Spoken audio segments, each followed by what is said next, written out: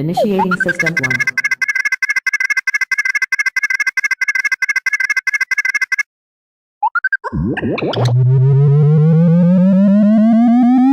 System 1 loaded.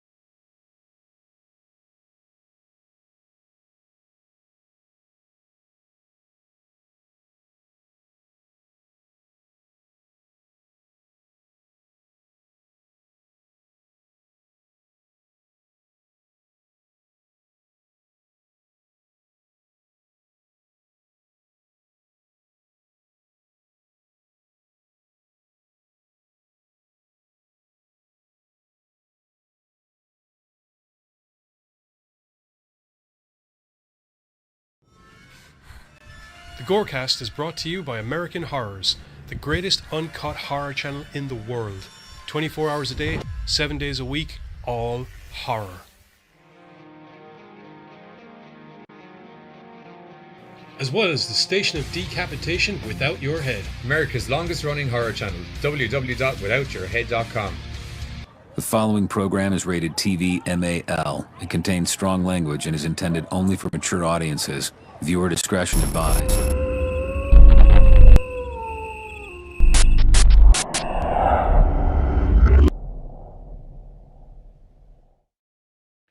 What's up, Gorecasters? Welcome back here to the Gorecast with me, Johnny Deadly, and my homeboy below me who's fucking freaked out by pussy. That's the Giz right downstairs there. Good. Glad to hear it. And beside him is my cohort in Smashing Zombies from Tuesday night, Carter. How are you getting on, Carter? And above him, as is customary, is Buzz, the disgruntled face known as Buzz. How are you getting on, man? Go talk. Okay, cool. Anyway, as was supposed to happen, I could actually turn my audio down a little bit. That is loud. Oh, and also I forgot. Come here. I forgot. We thought we'd have for a change of pace, seeing as I'm in the living room today. He looks so happy to be on camera. What the fuck is going on? We brought the devil dog. Say hello to everybody, devil dog. Hello, everybody. Please let me go back to sleep. Okay, cool. Right, back to sleep you go. There you go. He's going to chip in occasionally with some stuff about, Terminator and things like that.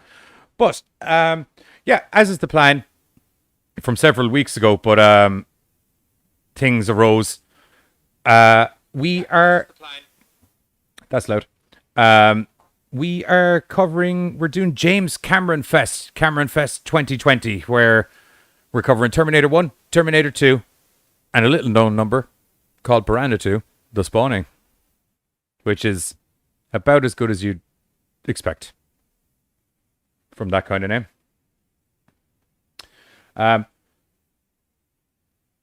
Yes, it does. Rabbit's in the chat. Hello, how are you? Carter's in the chat. Hello, how are you? Midnight, what's going on, dude? How are you? Bree's in the chat as well. How's it going? And there's several other people, I believe, who haven't said anything. So if you haven't said anything, I don't know you're there. But whoever they are, willkommen. Need to just share this out. As is customary, though, how are you guys getting on? How's the first week of the horrible thing known as Christmas month, or whatever you want to call it?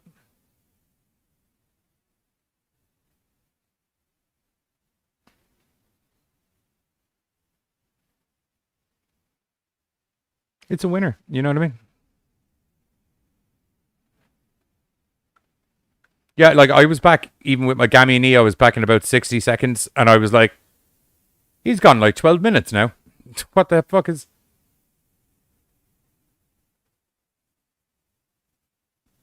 Indeedly, indeedly. I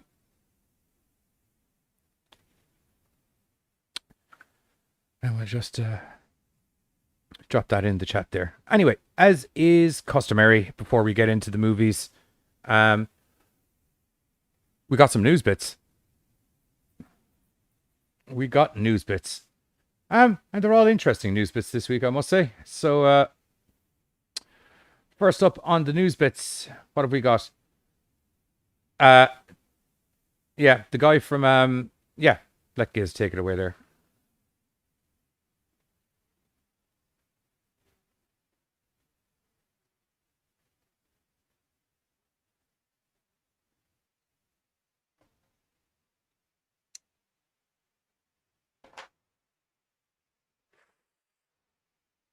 Sure. Yep.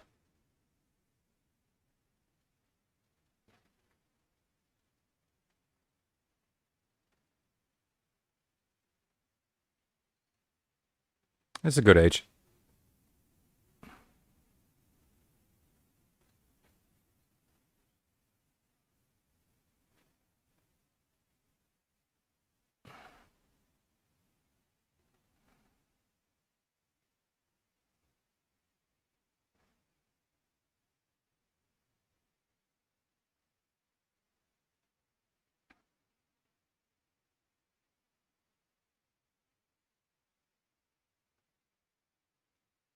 Evidently, they cannot hear you, Giz. Can you speak, Carter? Because I was looking at the news bit. I didn't even see the chat. Oh, do you know? I know what's going on. Sorry about that. Sorry, I usually have the audio coming in through Carter's. I usually have the audio coming in through Buzz's audio feed, which it wasn't. So that's sorted. You might have to explain what that news story is again. Okay. Can people? Yeah, I'm watching the audio. Now? Okay. So yeah. Unfortunately, Hugh Keys-Byrne, who starred in not just the original Mad Max as the toe cutter, but also Mad Max Fury Road as Immortan Joe, sadly passed away on Tuesday, which was December 1st. Carter, you were saying that he was in the hospital for a while beforehand? They said he passed away in the hospital. Like they kind of did like a shout out to friends and family. You know how they tend to like throw something out in the news, just kind of, yes, officially this is true. And they just happened to kind of say he passed away in the hospital yesterday. So I'm assuming he was in there. Maybe he was sick before. I was just going down through his list of films and stuff. I never knew he played Grunchnik in Farscape. No shit. Cool. Yeah, he's Grunchik. Grunchik. Yeah. Mad Max didn't die. He was. It wasn't Mad Max, was it? No. It was, Toe Cutter. Yeah. From the first movie. Yeah, and Immortan Joe then from Fury Road. He actually had a rather prolific career. I mean, started in a load of stuff in the 80s. Bluefin, Snapshot, Ginger Megs, a lot of TV stuff as well. Primarily, I think, primarily in Australian TV shows and movies, which would obviously explain why I ended up in Farscape. Aha. But yeah, to be fair, it's actually kind of cool the fact that they got him back in for the most recent Mad Max movie, and while it wasn't the same character, I could see how Toe Cutter could go on to eventually become Immortan Joe. Oh, the seeds are there. No, I dug him in Mad Max. I never got around to Fury though, so I just thought it was cool that he got that chance to step into that franchise twice. Yep. Okay. Yeah, Go on. Sorry, he also no, I was just looking at some of the stuff he was in. Apparently he voiced Martian Manhunter in Justice League Mortal. Okay, that one I've not heard of. It's really good. Better have I? Maybe it's okay. Huh. Isn't that the one with his name won't come to me, Constantine in it? No, that was Justice League Dark. No, I think Justice League Mortal was something else, but I'm hovering over it, but it's not giving me details of a film. It's giving me details of list of unproduced George Miller projects. Yeah. Okay, moving on. Huh. What, do you want to just keep going through his biography? No? Okay, so moving on. Next up, to my surprise, I found out that Peter Dinklage, the multiple Emmy Award-winning Game of Thrones actor, will expand his fantasy resume with the leading role in Legendary Entertainment's reboot of the 1984's Toxic Avenger. Oh. So I'm assuming that means that Peter Dinklage is going to be Toxie. Or maybe the main bad guy. The main bad guy isn't the main role, though. The main role would be Toxie. Well, that's true. Okay. Like, I don't want to get my hopes up because I dig the shit out of him, dude. He's a phenomenal. Oh, I love Dinklage. He's great. And if he was Toxic Avenger, it would fit that weird trauma style that they go for and shit. Of just kind of making everything just ass up. Well, they could end up having a dude in a suit to play Toxie. Do you know what I mean? And then Dinklage just voices him. Oh, no, that's true. Which makes sense because the way Toxic Avenger happens with all the mutations, he could also grow. Anyway, It says the new reboot reportedly will pretty much follow the scenario of the low-budget original, with an everyman being pushed into a vat of toxic waste and transforming into a mutant freak who goes from shunned outcast to underdog hero. There's exclamation points and quotations, so I'm just reading it the way it's written. Along the way, the Toxic Avenger races to save his son, his friends, and his community from the forces of corruption and greed. You can almost see the old glory waving in the background. This won't be the first attempt to remake the Toxic Avenger, blah, blah, blah. Don't need to read the rest of the article. That's the news bit part of it. So, yeah, he's trying to save his son, his friends, and the rest of his community from the evil corporation. I said I'm stoked. I love Toxic Avenger, and I like Peter Dinklage, so I'm dinky down. Yeah, is what I'm going to say. I wonder if they reboot the cartoon Toxic Crusaders. Oh my god! If they do that and actually just lean into the adultness of it more, because it leaned into the adultness of it fairly. Yeah, kind of. It wasn't a straight up kid show. There was a lot of stuff that adults could be like in it. You know what I mean? Yeah, that's true. That's true. So anyway, next up after that, you're going to have to fill me in, Carter, because I actually don't have a clue what's going on. We have a load of movies on a screen. Logos. We do. And these are all the movies that are going to be coming out in 2021, thanks to this new idea that Warner Brothers has come up with.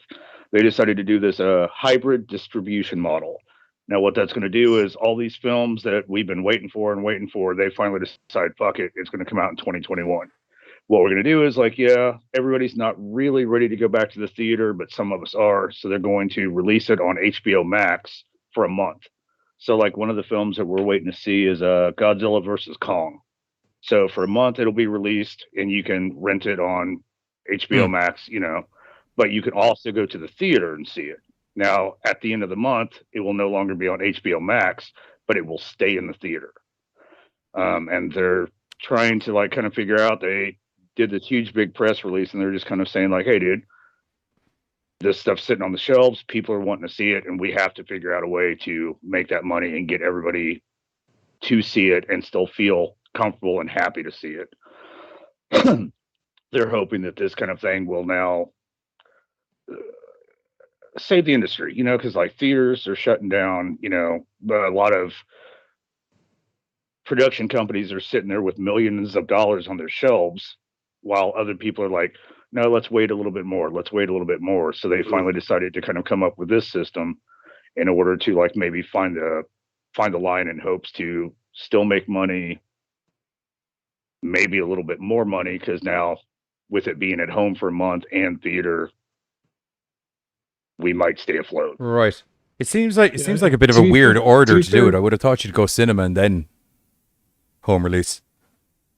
That's kind of what I thought. Like give it like maybe a couple days to a week out, then throw it on at home. Try to get as much money as you can, because like when they did Mulan, they released it for, I think it was like a $30 rental.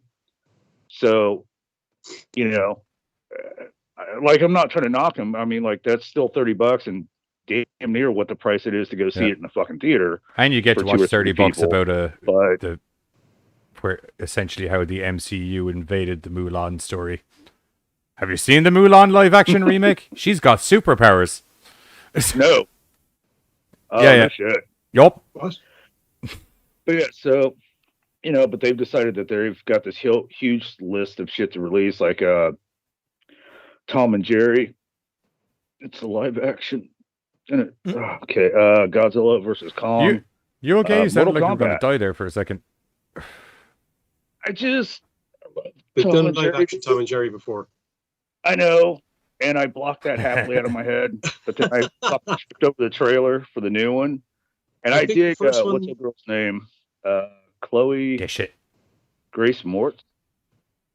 She was Hit Girl in Kick-Ass. Yeah. I dig the shit out of her, but like I just like tripped over the trailer and I was like, I think the first film they're going to be doing with that mentality is actually going to be the new Wonder Woman movie. I know that's going to be released on HBO Max Christmas Day, basically. Yeah, she's the first one to drop. I don't know. I don't remember hearing it hit in theaters, but I do remember that like Christmas they are dropping it on HBO Max. I can see the logic from a certain point of view, because I mean, even before the pandemic hit, there was a decline in cinema going, and partially it's because, to be perfectly honest, an awful lot of the movies that were coming out in the cinema were absolute fucking bollocks, and that was disenfranchising people from going to the cinema. Now, if you have it going onto the digital line, then you can have it being digitally rented and word of mouth going, well, this is a really good film. Shit, it's no longer available digitally. I'll go off and I'll watch it in the cinema instead, because it sounds like it's worth watching, because all these people I know have seen it digitally when it was out, thought it was good, thought it was worth something, so I can't watch it digitally. I'll go and see it in the cinema instead. I can understand the thinking on that one a little bit. I like, because like Sweet's like, hey, I spend way more than 30 at the cinema for two people, and that's true. Like just walking in the door, you're dropping 25 to 30. Then you get your snacks and stuff like that. Like a lot of people are like, well, I'm saving more. Like I can invite, a friend with their kids over, and like we can just do a group watch. There is money to be saved with this new system. I don't know. Like I'm kind of more like, I don't know. I like being in the theater with everybody. Like I like hearing everybody's laughter when this happens, and you know what I mean. Like I love that kind of embraced. We're all experiencing this kind of thing. Yeah, it's got its ups and its downs though, because for every time that happens, you end up going into your next film, and it's kind of like, Jesus, when people never shut the fuck up and let me hear what the fuck is going on in this thing. You've got the little motherfucker behind you kicking your seat. I don't know. Like, I just always like more of a theater experience than just kind of sitting at home watching something. You know what I mean? Yeah. But like I said, they've got a huge list that they plan on dropping. We're going to see Matrix 4, the new Dune, Suicide Squad. So they've got a list to keep us entertained in 2021 with this new system. Apparently, at one point, Netflix, I think it was Netflix, were trying to put in a bid for Kong versus Zilla, and HBO kind of stepped in and went, or Warner Brothers, someone stepped in and went, no, we want that. That's coming here, and they did something to prevent the deal from going through or something. Because I'm not going to be surprised, dude. Like if Warner Brothers is smart with this new system, they do need to grab everything that they think is going to make fucking money. Like, and HBO Max is kind of been their flagship. They moved all of their DC shit over to HBO Max and shut down their streaming service. So like, this is kind of their, this is their tooth and nail. They're hoping to really make something kind of happen with this. Do you have anything to chip in there, Buzz? Very insightful. Okay, cool. Anyway, I think we'll move on to the first movie. First first up, we have, because we figured we'd do the Terminators back to back, obviously, because it makes sense. So first up, we have from 1987, I want to say.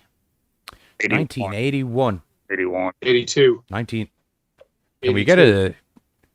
Can I get a definitive 82. answer from the audience there, please? Some of these, That's a joke. I think 78. that happened at the Piranha 2's 81. See? Silence. Goes. Piranha was 78, and I have here Piranha 2 was 82. Okay. I've just got like the general Google pull up, so either or, 81, 82, we got Piranha 2 this morning.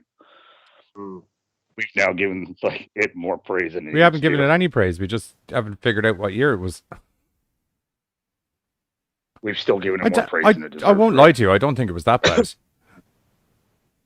Yeah, neither do I. And as I was trying to say earlier, if James Cameron hadn't made this movie, we'd never have gotten Terminator.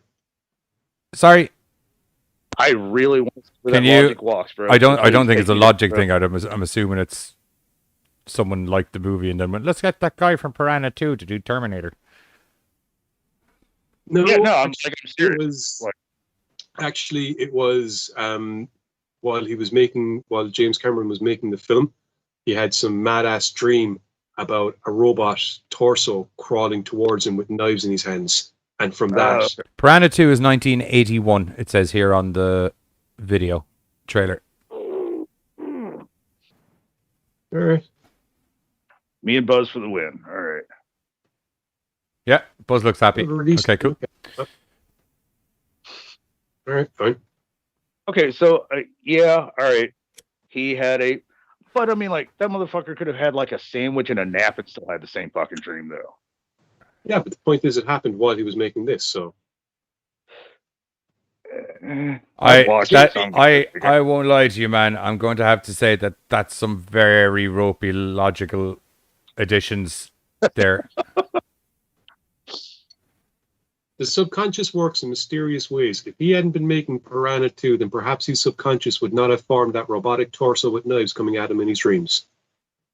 God, 7 days this week. I just been busting my ass on flying fish. Dream robots makes sense. Again, I'm not gonna knock it. I appreciate Terminator, but I don't know. I'm going to have to call. I mean, fuck, I don't even know what this I'm movie's going to have about to call actually yet, ropiness so. on that one. Sorry. Anyway, the film Piranha 2 itself centers on Anne Kimberg, who's like a Yes. diving instructor.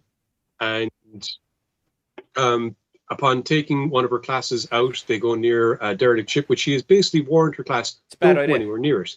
The film opens up. Yeah, the film opens up with a couple diving into the ship and Yeah, shagging underwater underwater in the ship scuba. until they're... I felt so bad about them, dude. Like, holy shit. I was watching the movie and I turned away for a minute and then I saw titties and I was like, What? what the? Did they find an air pocket and they're fucking or something? And I was like, oh no, they're just fucking underwater. No, they were taking turns. Yeah. Yeah, I taking was- turns Isn't on that the air. essentially I autoerotic was- asphyxiation? Thank you. Only if I you was allow trying- yourself to Popped drown a off little their bit. Only if you let yourself to drown a little bit. Do you mean like when you take the breathing apparatus out of your mouth and let yourself to drown a little bit? Cool. Right. Glad we got that Because, nailed like, down. I get that we kind of wanted our freak flag to fly tonight, so we went down underwater to do this. But it was when we were both like, okay, so let's take the only thing that's going to keep us alive right now and just pitch that bitch over our shoulder. I was like, It was the fact that they were in an enclosed space underwater that I was like, hang on, because if something goes wrong, you can't just surface like you would normally if you were doing that. You can't just surface normally like you were doing that anyway. You're fairly deep down if you're at wreckage that level. I mean, like everything just pretty much spelled out their doom. as soon Oh as yeah, they they were went in looking the to fucking die. Water. They were looking to die, Okay. hands down. It's like, Anyway, after that unfortunate incident with that unlucky couple, Anne and her diving crew also end up encountering these when one of the lads fucks off and Quickly. gets eaten. The Law arrives on, played by Lance Henriksen, playing apparently Steve Gumbro, who is her ex-husband, and he takes he's a serious lawman because he wears a red bandana. Right. He does. And he's like, look, they were your responsibility. This is all on you. What the fuck happened down there? So they try to kind of investigate the murder, and the area is cordoned off. But unfortunately, more people start getting eaten because these little bastards are moving inland towards the food source. And holy shit, they can fly. They can fly because they're genetically altered military engineered. death fish. Yes. Man, there have been so many fucking like altered DNA movies. This one just fucking killed me. Flying Piranha. It just. I mean, like in the first one, I remember there was one of the military are experimenting, and the idea is they're trying to create a freshwater version of Piranha or something like that, or they're trying to weaponize Piranha. But I do remember there was a bipedal one. They fucking tried to make a land Piranha, basically. So the idea of them having wings in this one isn't as far-fetched when compared to that. But yeah, over the course of the film, Anne is desperately trying to get the nearby resort to take serious the fact that there is something in the water killing people. We need to shut down the resort. The owner of the resort is like, you know what? You need to fuck off for a while. In fact, you know what? You're fired. Trap House in the chat has chipped in going, yes, but there are these men able to smell what, in fact, The Rock was cooking.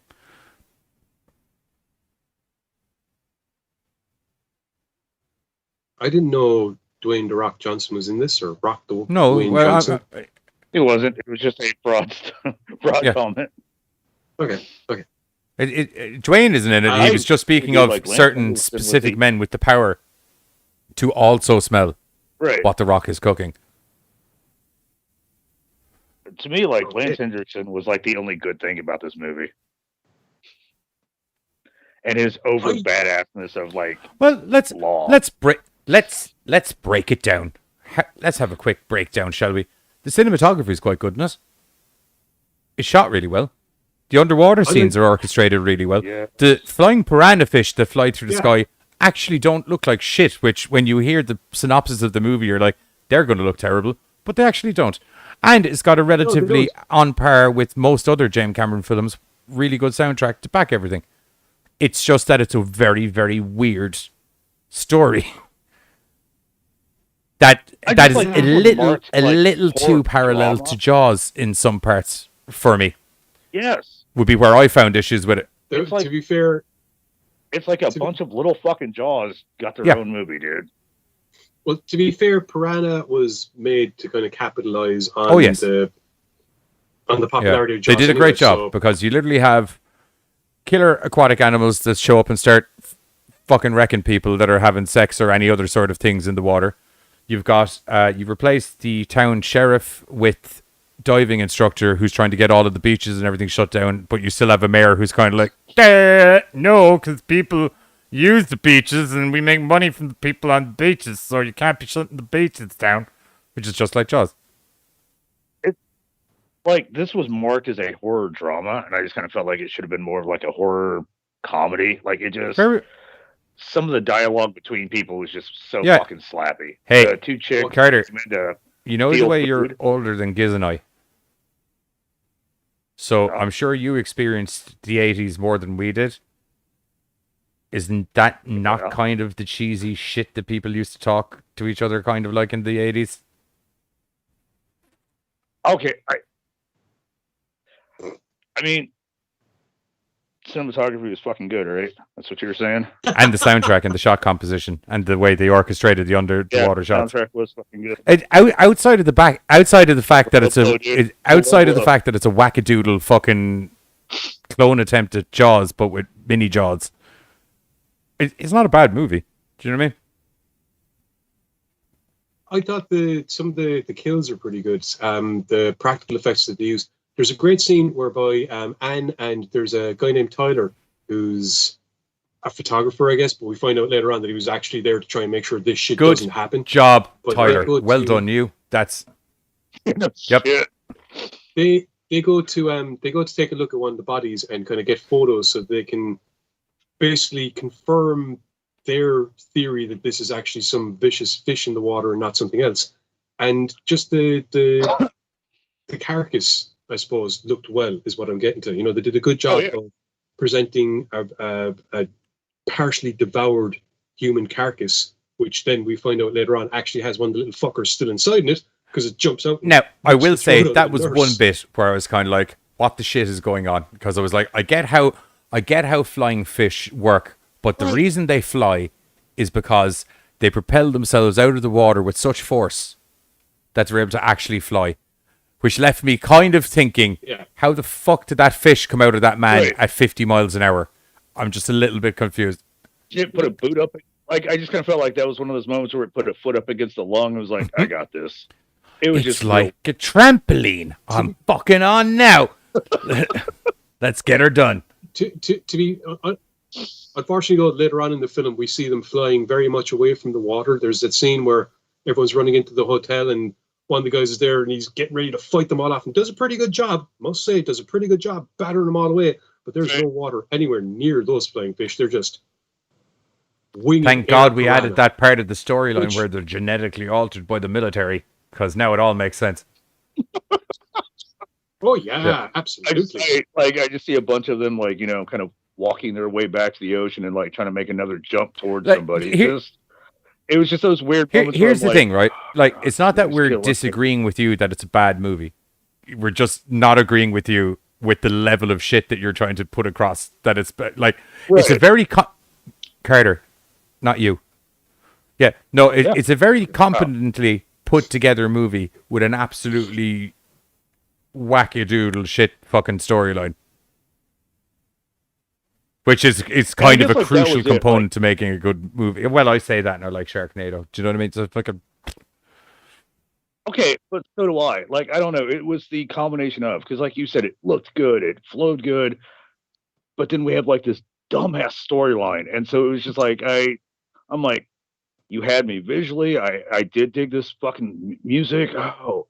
And then this fish just jumped out of because at least in Piranha, the original one, it was fish in the water. They were genetically altered fish that could mangle you faster than the average piranha, but it was fish in the water. You know what I mean? And I guess like that was it. Like I was just like I was expecting kind of more like if Jaws just in the middle of the movie took flight and started flying circles around the fucking ship. Do you know what I mean? And your man's like, we're gonna need a bigger boat. And a bigger fucking bird net, evidently, because that shark is fucking huge. Right. Then, you know, maybe Jaws wouldn't have been the classic that it's been put down in history to be. Do you know? Because, like, when the two chicks got attacked on their boat, you know, it was legit. They jumped. Yeah. You know, they made a target or they didn't, and they're just flopping around on the boat. But, like, they had water on both sides. Like, this was kind of like their field of kills, you know?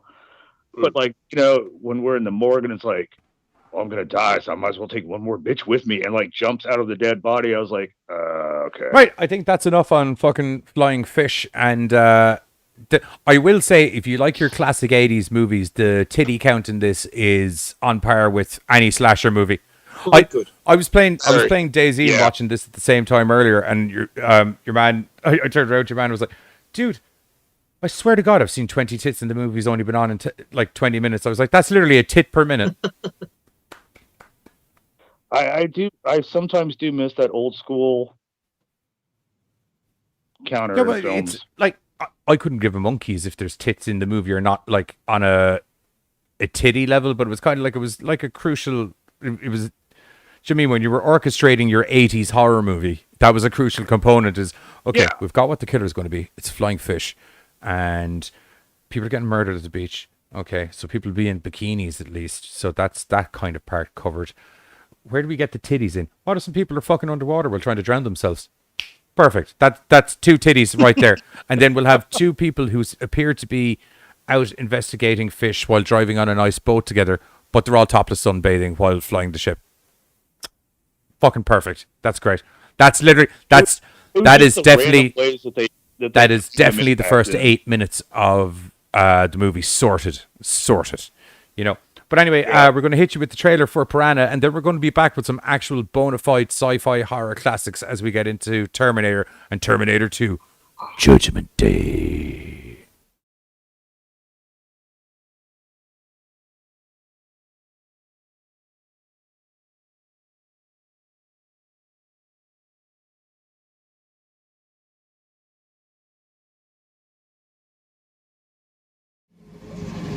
Sleek, fierce, savage, deadly. The Piranha. For centuries, nature's most ferocious killer. Until now. The new breed is here. Faster, more ferocious, and infinitely more deadly. Piranha 2. It's tremendous jaw pressure. It's sheared cleanly through bone in places. It's here. It's alive. And it's multiplying. We spliced in genes from different species to create the ultimate killer organism. It lives in the depths of the sea, but it can strike anywhere. Loretta, what is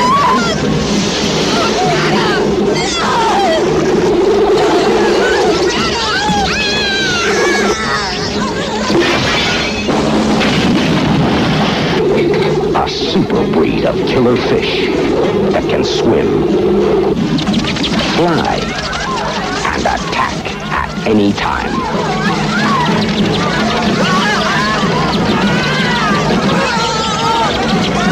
They bred the ultimate killing machine. Now, you're not safe out of the water. Piranha 2, Flying Killers.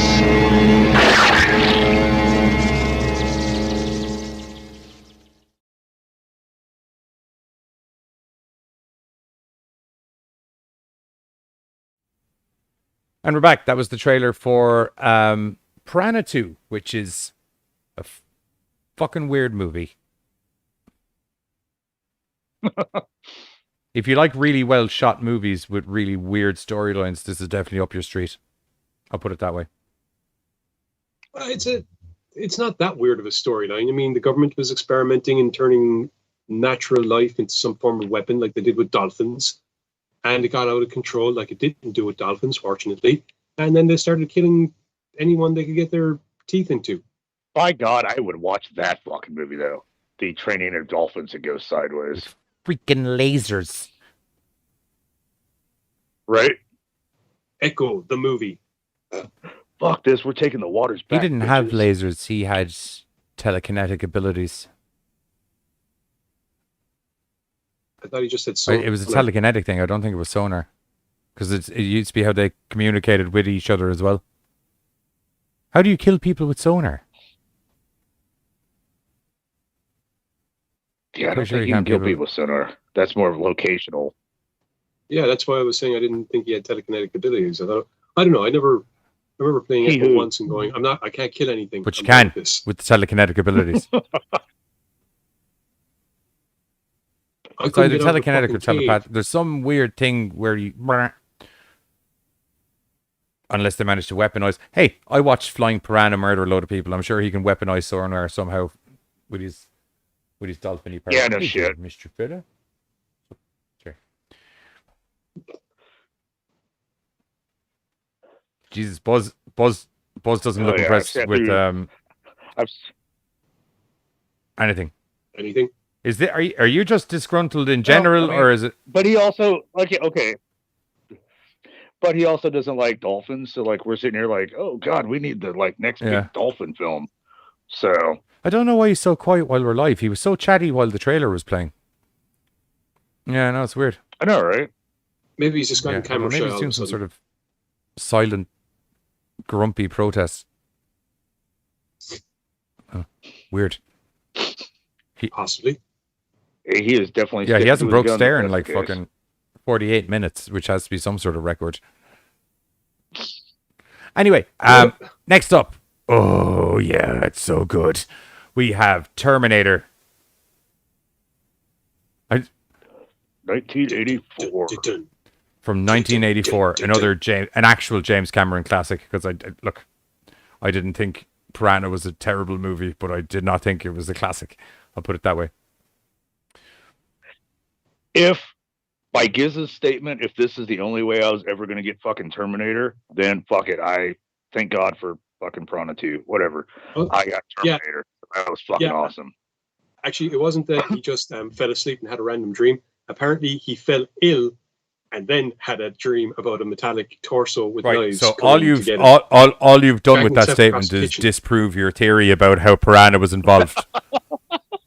If he hadn't gotten sick in Rome while during the release of Piranha 2: The Spawning, he never would have had this fever dream.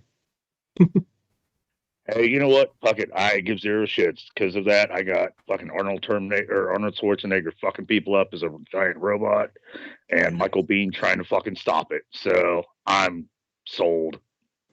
Yep, with Linda Hamilton, Sarah Connor. And to be fair, it's and again, Lance Hendrickson. Yeah. So I love Lance Hendrickson as the kind of, I want to say, whimsically witty cop.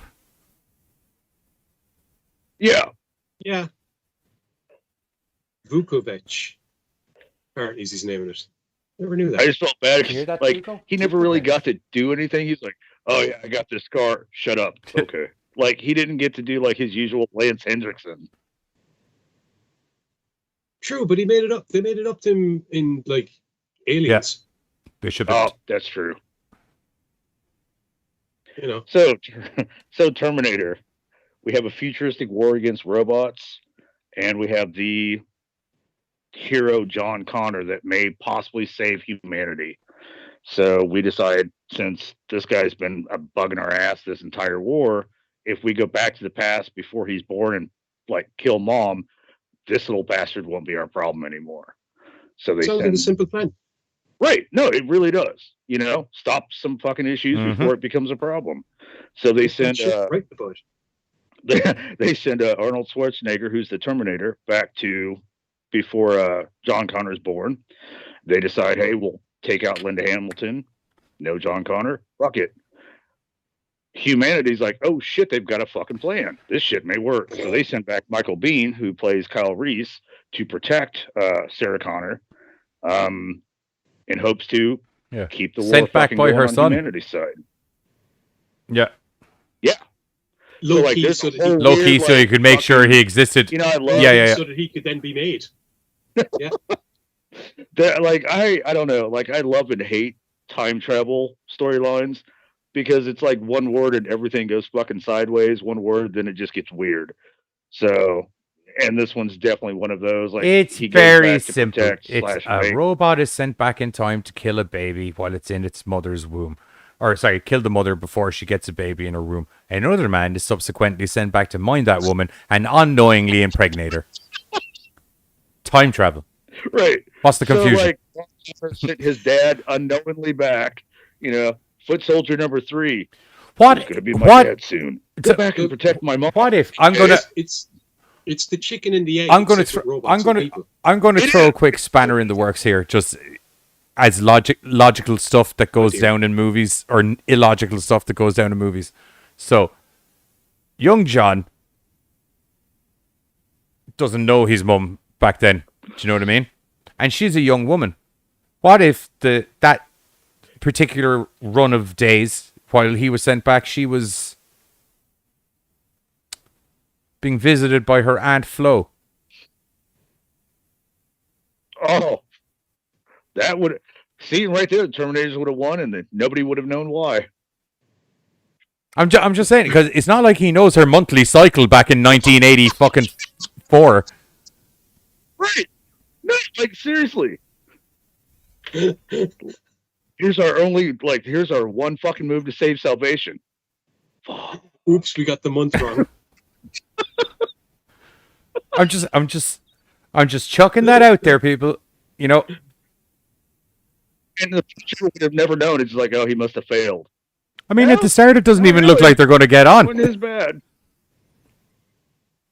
Right. To be fair, they do kind of, not so much that idea, because you mad bastard, but they do kind of play around with the time travel a bit with some of the other movies, particularly the most recent one, Dark Fate, whereby the idea is... What? They played around with time travel way too much in the other films, dude. Yeah, I mean, they tried to completely redo things with Genesis, whereby, you know, a Terminator, Schwarzenegger is actually sent back to save her when she's even younger, so that by the time Reese comes along, she's actually the badass fucking soldier. But then Dark Fate, they brought it out, and it continues the story directly, and it's a case of they save the day, but then this other shit happens, and now it's a different set of events. But it goes into one of the time travel theories whereby time is a river. You can throw a stone into a river, it's still going to flow the same way. You've changed the shape of the river, but it's still flowing the same way. But if you throw enough stones in, you divert the river. So Reese is a pebble being dropped in to keep the river on track. So many of these films, you definitely kind of have to have like that multiple mentality, because if you think that time travel only works this way, then these films are shit. If you think of time travel a little bit more this way or that way, like if you're open-minded to the possibilities of multiple paths, like you said, you know, hey, it's going to go either way no matter what. It just hasn't found its way to it yet. And Terminator is definitely one of those films, especially if you watch the whole series of them, they tend to kind of take a left this time, right this time. Fuck it, we're just going to like walk for a while. Like they get a little too weird sometimes. But if you kind of keep an open mind, they do still kind of like keep that path going. To be fair, they did the same thing in some of the comics, whereby, you know, you have the film and then some of the follow-on comics have other plans of Skynet. So you have other groups of resistance and other groups of Terminators going back in time, and what they do slightly affects the timeline. And getting back to what I was saying about Dark Fate, the timeline is changed, but you still have this event that's going to happen. You're still going to have the rise of an AI, which is going to try and wipe out humanity. It's just under a different name. Because they always, in a lot of time travel stuff, they always say there are anchor points. There's some shit that can change and it doesn't fucking matter, but there are some anchors that, like, no matter what, this will fucking happen. And Terminator was kind of one of those, like, 5 minutes, 5 years, 50 years at the end of the road, Skynet will become a thing. Skynet will have a war, and we have to fight for our salvation. Yeah, it's like I said, this was probably one of the first films that really, this and then followed on by Back to the Future, I think were the two films whereby audiences are really kind of like, time travel, okay, because you would have had stuff from like Jules Verne's The Time Machine, and that would have had at least one film from the 60s, I think, and you would have had things like The Time Tunnel, other aspects, TV shows touching on it. But this would be probably the first time that big screen, big budget effects, big action scenes, and really have an audience kind of going, okay, so they go back and they do this, and then that resets it, and then it starts it. And if he didn't go back, then they wouldn't have had the way to fight them in the first place, and they also wouldn't have known about them. And okay, so that's how it works, right? Gotcha. Because if you look at The Time Machine, it really was like he was trying to change shit after the fact. Like, there really wasn't a lot of back and forth of like, okay, make sure all the bees survive in the past. Like, it was just a fight the issue that was right there in front of him. Terminator does try to backtrack and change the future by altering the past and shit. Overall, I think it's safe to say that the Terminator movie is definitely one of the pivotal films. I think it actually recognizes it's historically in like the American library of films or whatever as being culturally significant. I think it is, I liked it. Huh? I was gonna say I liked it because you run into shit like Bill Paxton and Brian Thompson in such small little spots that you wouldn't really think anything about until you fast forward, and it's like, oh my god, that's Bill fucking Paxton. You know, and once again, Bill Paxton just basically whatever role he's Bill Paxton as being himself that as dude. he would be if he was that person. You know, and I don't know, like I like going back to these films that when I watch it then I'm like, okay, Punk 1, Punk 2, no big deal. But now I go back umpteen years later, I'm like, Bill Paxton just got his ass kicked by Arnold Schwarzenegger. Fuck right. Like, I love going back and seeing this shit. I thought it was one of the funner parts of the film is, I think, when they're in the police station and basically Connor's being sat down and all the cops are like, you know, he's crazy, right? But I saw this guy punch through a window. PCP. Dude, that was I saw a guy hooked up on PCP, smashed the window, broke every bone in his hand. That PCP used to be the magical Hollywood police officer's answer to fucking everything. But the guy turned into a hairy like werewolf right in front of me and ate that guy's head off. Man, PCP can make you do. I remember it was even in Buffy. Do you remember it was in Buffy. I can't. The vampires invaded Sunnydale, and the cops were like, "Oh, those goddamn gangs on PCP," but their faces. His face was fully disfigured. That PCP, it'll get you. It'll get you. No, that's true, dude. Like, that was the fucking one line that would, like, alter any story. Anyway, while we longingly drift off and think about the magical wonders that are PCP, we're going to leave you with the trailer for Terminator 1. Buzz, do you have anything to chuck in on the movie before we go? Good stuff. Okay, cool. Yep, riveting. Anyway, here's the trailer for Terminator, and we're going to be back with Terminator 2, Judgment Day.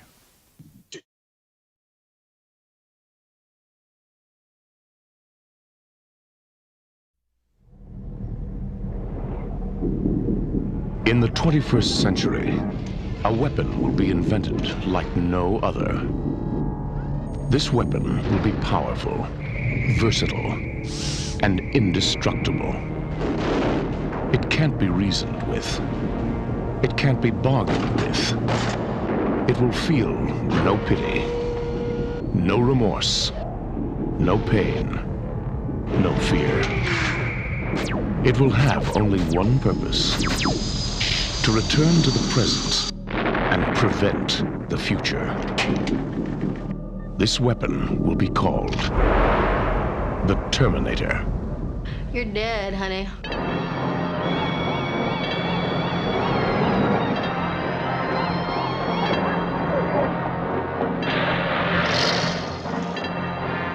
What day is it? The date!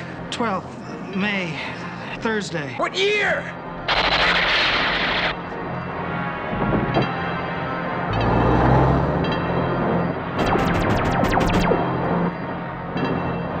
I'm here to help you. I'm Reese, DN 38416, assigned to protect you. You've been targeted for termination.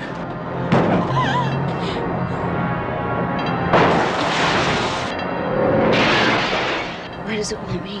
Why me?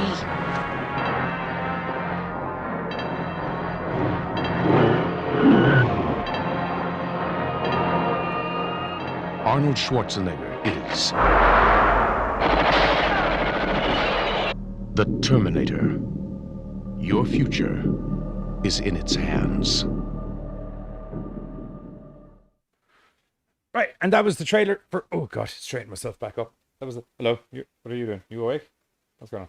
Anyway, that was the trailer for Terminator. As we move swiftly on to Terminator 2, Judgment Day. Bum, bum, bum, bum. So, we got Terminator 1.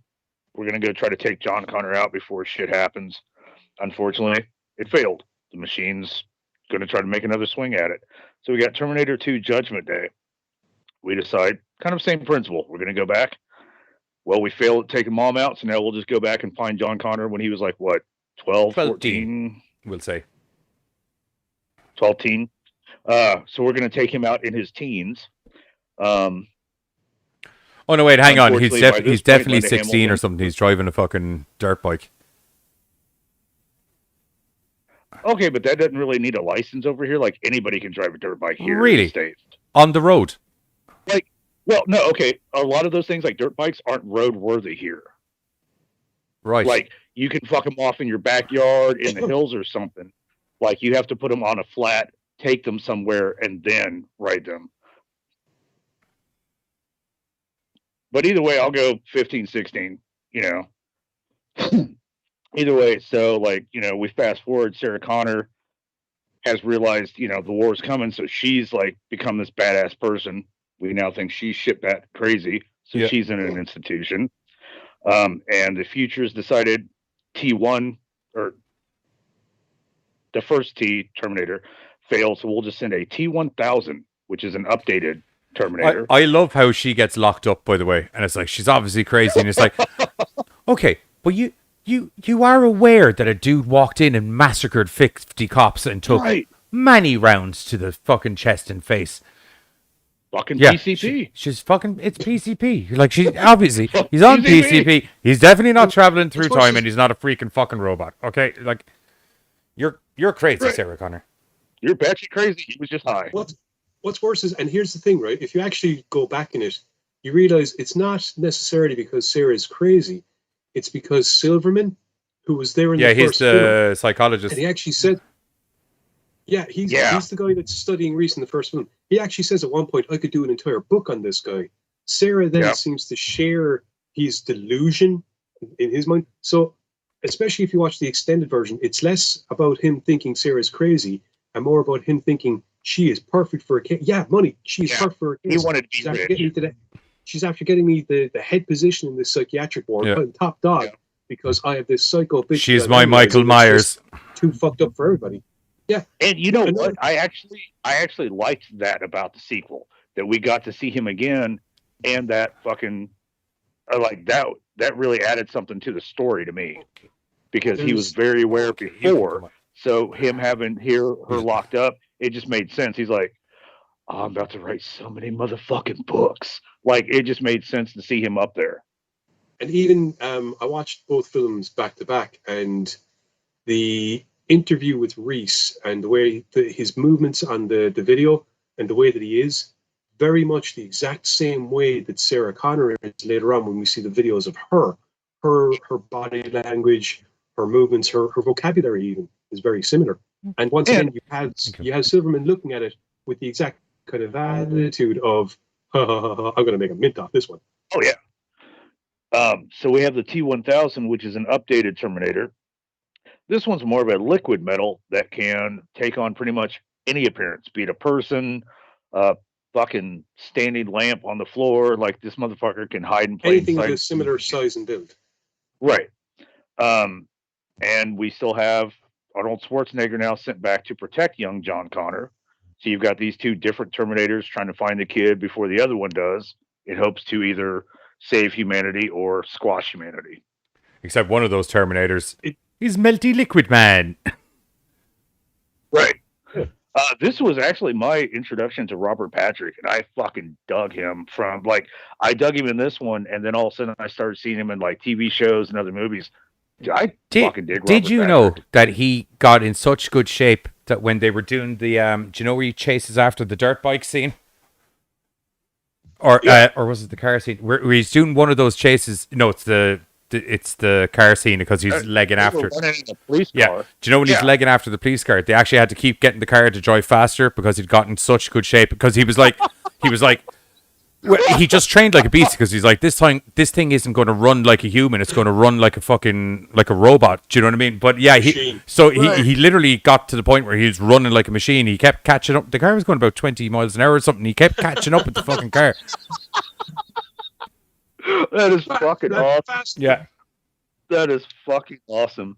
The cool thing about T2 is we also see a lot of, like, return faces, you know, Linda Hamilton, like a Earl boss, Bowen from the like Doctor. a boss. Oh yeah, you know. But we also get to see the storyline further on from T1. You know, we kind of get an idea of just how real that fight is, and how, like Giz was saying earlier, it's going to happen no matter what, because we thought we had changed something in the first one. We got rid of all of our pocket change. If that's the case, cool, the future saved, but still it flowed to the next step, and now we're having to, like, save this kid in order to hopefully stop the war. I like the way, like, I know it's a bunch of robots that are essentially trying to eliminate the kid and stuff, but it's kind of surprising that the humans never kind of thought, okay, so they failed. I also never understood, why didn't they just go back a different day with a different Terminator and kill her back in 1984? Okay, but again, that kind of goes into that, like, depends on what you see as, like, time travel. Like, supposedly you're not supposed to be able to re-enter certain moments once you've gone into it. I'm not saying enter. Causality, I'm not saying enter the same moment. I'm saying go back another couple of years. Go back to 1980. Kill her as a kid. Firstly, that's kind of what they did for Genesis, and secondly, that's also one of the things that they did in the comics. Where, like, okay, Plan A didn't work. Let's try to go back further. I once heard a joke whereby, you know, Skynet basically got fed up and just went, fuck it, and sent a dog-shaped Terminator back to the Jurassic period that ended up getting stepped on by a T-Rex. We'll just fuck all the humans. I'm here. Well, wouldn't that also... What's interesting... Like, yeah, that would kind of fuck us though, because the humans built us to take over. Like without human invention, the Cyberdyne systems don't exist. Skynet, sorry, not Cyberdyne systems. It wasn't going to fuck up all the humans. It was just going to wait for Sarah Connor or her descendants to arrive and go after them. Okay. What's interesting, I think, about Terminator 2 is that there's an extended cut, and the original theatrical release, apparently Michael Biehn wasn't very happy with it because he was cut out completely. Whereas in the theatrical release, there's actually Sarah Connor being visited by, or having delusions of Kyle Reese, and it's when she's about to give up and kind of, fuck it, I'm stuck here, there's nothing I can do, maybe I am crazy, and then he visits her and kind of goes, no, you're not crazy, you have to get out, you have to find Why would you think you're crazy? Robots are traveling back from you. the future to kill you and your child. Okay. What's crazy about that? I want to see that cut. I did not see that. Yeah. There's a couple of other interesting bits as well. Like later on in the film, when they freeze the T-1000 with that truck of liquid nitrogen. Now, if you watch the original version, you can kind of figure out that it's messed with him. If you watch the extended version, it's automatically apparent that he's fucked up from the liquid nitrogen, because when he goes to walk away, his leg stays stuck to the ground.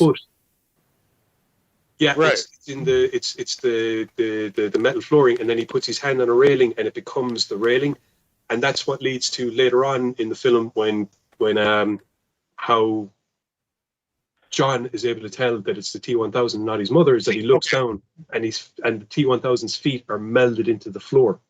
That actually, for years I could not figure out how he figured out who to pull the trigger on, and my brother actually had the director's cut of that.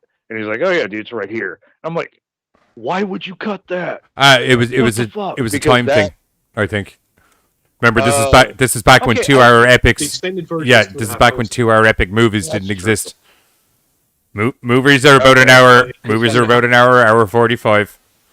Round them out. Because to me, that was pinnacle, fucking storyline. I'm like, that makes so much more sense now. The only issue I had with because T2 ends, and then we get, Salvation, Genesis. Seems like there's another. No. Okay, so maybe it was just Salvation and Genesis. No, hang on. No, you're the same as me. Terminator 3 didn't happen. Terminator 3, thank you. I knew there was another one in there. I'm you nearly forgot Lady Terminator. Good times. She wore red leather. As much as I really like the franchise, I did kind of want to see, because Salvation and Genesis was supposed to be its own trilogies. Yeah. I really kind of wanted to see what they were going to do with Salvation. I actually liked it. I kind of feel bad that it got shit on so much. I like the fact that they did the future war. It was what everyone wanted to see for a long time, since especially the fight scenes in Terminator and Terminator 2, where they show stuff that happens in the future. Everyone's like, oh, I want to see what that is. So Salvation was their attempt to do that. And like I said, I liked it. I really kind of wanted to see where that trilogy went. Genesis, I can't say I was on board for. I didn't really like the vibe of it. I enjoyed the idea of messing around with time so much that it kind of had the roles almost reversed, because in Genesis you have Sarah Connor saving Kyle Reese, and then it turns out she's actually been fucking raised by a Terminator to be a badass. Right. So as the series, as the franchise has kind of gone, they were like, okay, so we've tried left, we've tried right, the fans don't like it, so we back up all the way to 2 to do Dark Ages? Dark Fate, thank you. The only issue I have with Dark Fate is the version of the T2 that I watched had Sarah sitting on a park bench as an old woman, watching John play with a kid on a fucking swing set. And so, it's not her as an old woman. Yeah. It's her the same age that she is, except that she's not dressed in military garb. No, wrinkled face. No. It's young Sarah Connor. In T2. Yeah, when at the swing set with the kid, it's young Sarah Connor that looks as if young Sarah Connor never stopped working in the restaurant. She's wearing the waitress outfit. Yeah. Literally the same waitress outfit. Is the white skirt kind of outfit with the green apron. That's why military Sarah is banging on the fence going, no, she's screaming at the more innocent version of herself. Yeah, no. Now I'm really fucking curious what version I've got, because mine was her sitting out in like a fucking kid's park, dressed completely differently, looking old, and she gave like this voiceover on the ass end of it. Yeah, there's the voiceover. There's just no old Sarah. It's young Sarah from like Terminator 1. Shall we say? Yeah.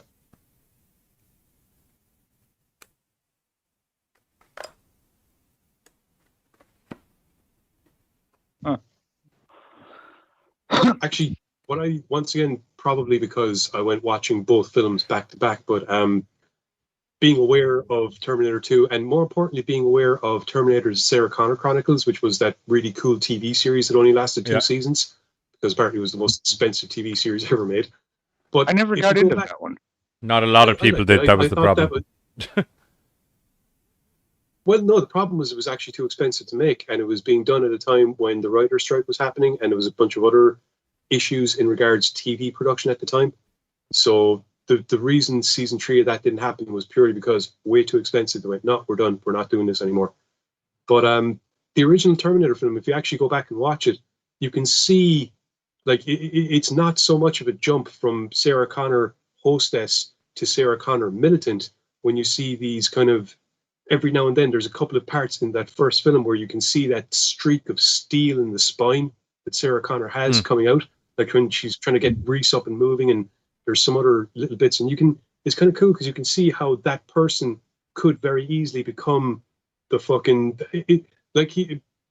there's a great line in the Sarah Connor Chronicles where she's talking to somebody and he tells her, well, the only thing John could do was make sure that he had the best warrior he knew. Okay, well, where is he? I'm looking at her. You're the best warrior he ever knew. And that kind of explained things there. And you could see how it would go. And it's picked up again in Dark Fate, because when Sarah Connor appears in Dark Fate, it's like she's the fucking Terminator now. Because it's just pure fucking do you know, dude, that badassness. As much as I liked the new Halloween movie, do you know, like the reboot, that's what bugged me about. The one thing that bugged me about that movie was it was like, you've literally just replaced the Jamie Curtis storyline with Sarah Connor. Like, it's literally Sarah Connor. Do you know what I mean? Like, well, it is. Like, she gets attacked by Michael in movie 1. This is now movie 2, where she's lost her fucking shit. Her family's all gone away from her, hate her, and she's become a gun-toting, fucking terminating badass. With booby traps all over the house. Okay. I feel fucking vindicated. Check the fucking chat. That picture's the end of my fucking movie that I watched. She is not wearing a hotel or a diner outfit. It was apparently an alternate ending. Check in the chat. Okay, so it's not the ending from the movie. It's an alternate ending. Okay. Yeah. So that explains why I was like, I don't get how it ended this way, but then we had Dark Fate. I didn't realize I had caught an alternate ending to the film. I didn't know there was an alternate ending to the film. Apparently.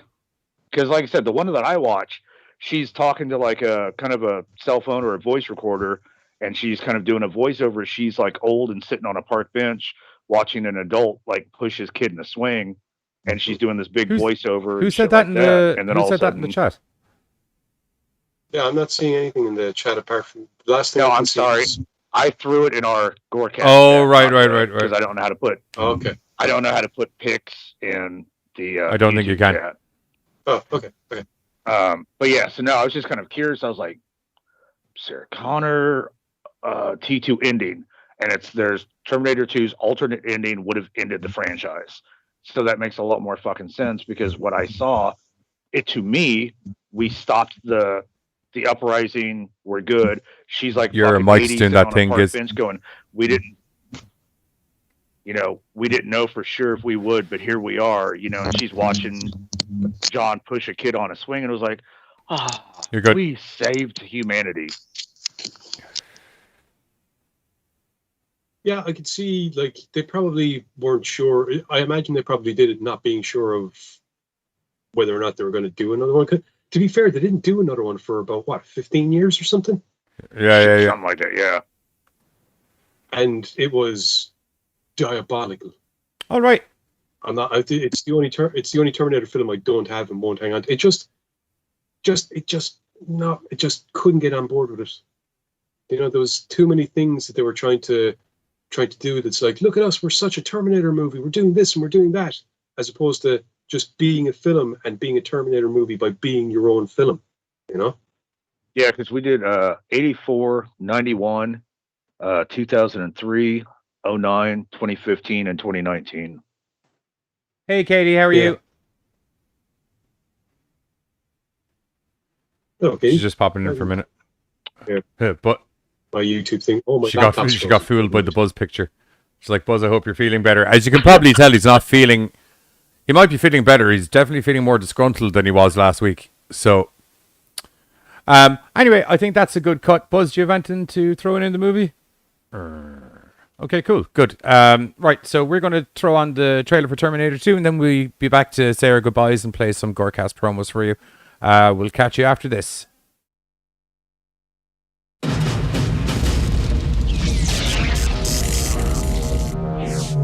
Same make.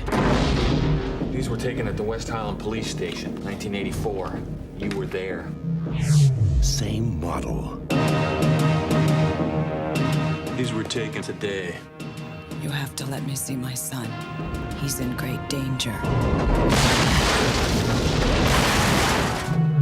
New mission. Once, he was programmed to destroy the future. You don't know what it's like to try to kill one of these things. Now, his mission... Get down. ...is to protect it. Mom! Come with me if you want to live. You're really real. His loyalty is to a child. Who sent you? You did. 35 years from now. And his enemy... He's a Terminator like you, right? Not like me. ...is the deadliest machine ever built. Can it be destroyed? Unknown. This time, there are two. Terminator 2. You just can't go around killing people. Why? If you thought you had seen it all, look again. Stay down! Go! Now! We gotta stick together!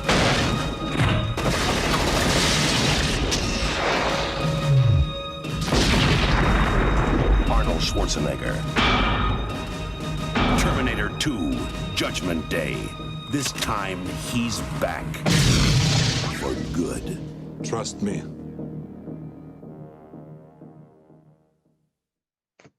Right, that was the trailer for Terminator 2 Judgment Day, and that also brings us to the end of the show for tonight. So thanks to everybody that joined in, and it was good fun. But as is customary, we have some episodes coming up on American Horrors this weekend, 8:30 p.m. CST, whatever that equates to is GMTs, where it's a double bill this weekend for a change. That's 60 minutes of a GoreCast all for you in one foul sitting. Where first of all we're going to be talking about horror movie monsters that did it their way. So that's myself and Giz with a kind of a top 10 list of some really, maybe not the best horror movies, but some really cool and inventive monsters that showed up in them. And then after that, there's going to be myself and Giz as we get into the first of our festive run of episodes where we're going to be discussing the GoreCast's Toy Shelf of Death, which is a load of creepy figurines from horror movies past that we keep locked away in a shelf very safely in the back of the GoreCast studio, which hopefully... Because some of them are very they're very fun. We're like the Warrens, except we don't try and cash in on it the whole time and sensationalize any of the stories. They're the ones that have the Annabelle doll and all of that. The Warrens. Right. Yeah. Oh, yeah. Gotcha. I stopped watching after the first one of that one. Well, you see, they're real people. So it's kind of more of a historical point that I know about all of that kind of thing. But use channel code AMHOR to add American Horrors to your Roku listings. If you don't have Roku, you can also watch it on www.americanhorrors.com, strictlystreaming.com, or Tubi TV. And that's going to be it from all of us. Myself and Giz obviously will be back Sunday night, where we're going to be having some choice picks of some killer dolls to review with you. And then obviously you follow on and watch our big sexy double bill over on American Horrors.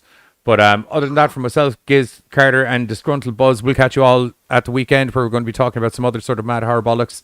Myself and Carter might be on with another DayZ stream if anyone's interested. I'm not 100% sure yet. We'll have to see how free everyone is. But other than that, we'll catch you all during the week. Here's some trailers for you. Okay, so monsters that did it their way. Yeah. Really cool monsters. Yeah. That you don't see normally in horror movies. Yeah. I was thinking, if you go one, then I go one, then you go one, So then I go one. me to you, from me to you. Yeah. Chuckle Brothers. Yeah. Waka Waka. Okay. You pass me the mic? Yeah, no bother. Jesus! Okay, well, if you want to join myself and hopefully Johnny this Sunday at 8:30 p.m. CST and whatever that equates to in GMTs, where we're going to be discussing some monsters that did it their way. And hopefully I'll have gotten him back out of whatever Jesus that is.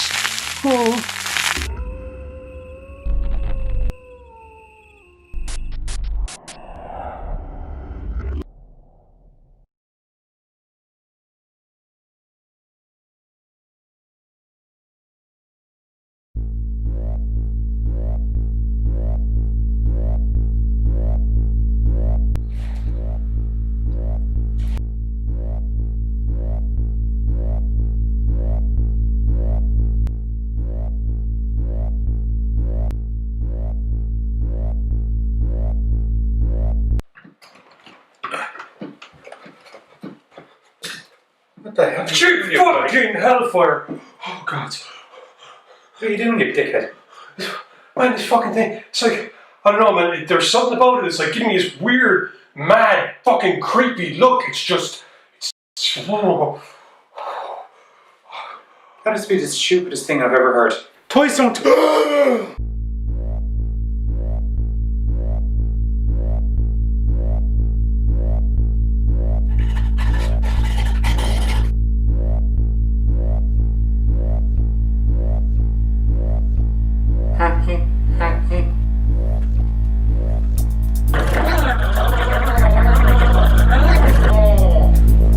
Fuck it.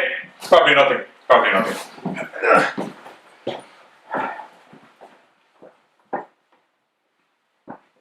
Actually, that gives me a good idea for an episode. Join myself against this Sunday, 8:30 p.m. CST, and whatever that equates to is GMTs, only on American Horrors, for the first of our festive run of episodes, where we're going to be discussing our toy shelf of death.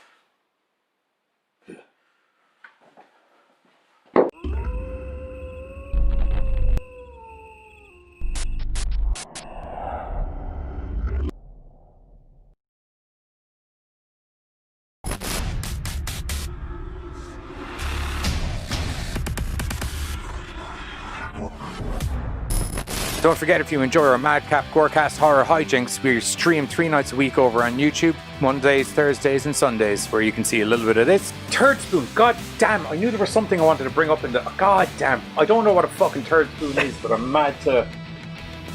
Yeah, pretty in-depth. Most definitely some of this. With a new 2009 twist.